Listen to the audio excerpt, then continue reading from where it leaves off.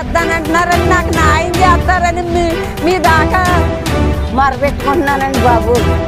నాకు న్యాయం చేయండి. నాకు మాట్లాడి ఓపిక కూడా లేదండి బాబు.